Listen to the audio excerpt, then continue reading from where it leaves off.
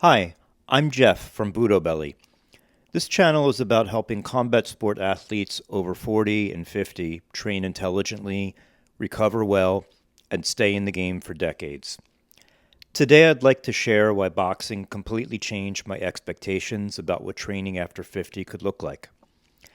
If you had told me a year ago that I'd be recommending boxing as one of the best martial arts to start after 50, I would have laughed. I didn't start boxing because I wanted to become a boxer. I just started because I thought it would simply help me get back to Brazilian Jiu-Jitsu after multiple hernia surgeries. But something unexpected happened. Boxing stopped being a stepping stone. It became something I genuinely loved doing. Now, a bit about my background. Before boxing, I spent years training Brazilian Jiu-Jitsu. In fact, about 10 or 12 years. I loved it. But after multiple hernia surgeries, I needed a way to rebuild my conditioning safely and to rebuild trust in my body. I wanted something athletic, something technical, and something that challenged me. I honestly expected boxing to be temporary.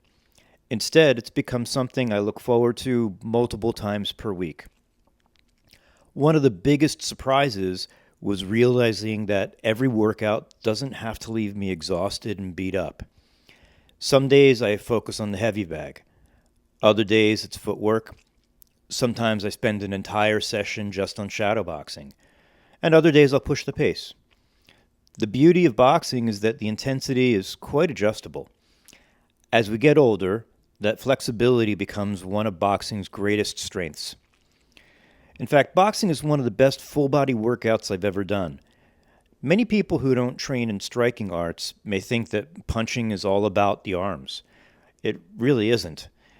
Good punches start from the feet, utilizing the entire kinetic chain. The force travels through your legs, through your hips, through your core, and finally through relaxed shoulders and hands. You're training balance, coordination, endurance, mobility, core strength, and concentration all at the same time. Also, the movements feel quite natural. This is something that surprised me more than anything. I still love Brazilian Jiu-Jitsu, but grappling often places your body into positions that simply aren't a part of everyday human movement. You're twisting, you're getting stacked, you're carrying another person's body weight, and fighting from awkward positions. Boxing certainly has its own challenges, but standing, moving, rotating, punching, defending, those movements feel much more natural to me at this stage of life. Now, there's a big misconception about boxing. So here's something many people don't realize. You don't have to get hit to enjoy the sport. Many people train for years without ever competing. You can still enjoy shadow boxing, mitt work, heavy bag training, defensive drills, partner drills, conditioning, all without ever even stepping into the ring. Personally, I do hope to do some light technical sparring because I enjoy the chess match aspect of the sport, but that's a very personal decision. Nobody should ever feel pressured to spar if it doesn't fit their goals. Some closing thoughts.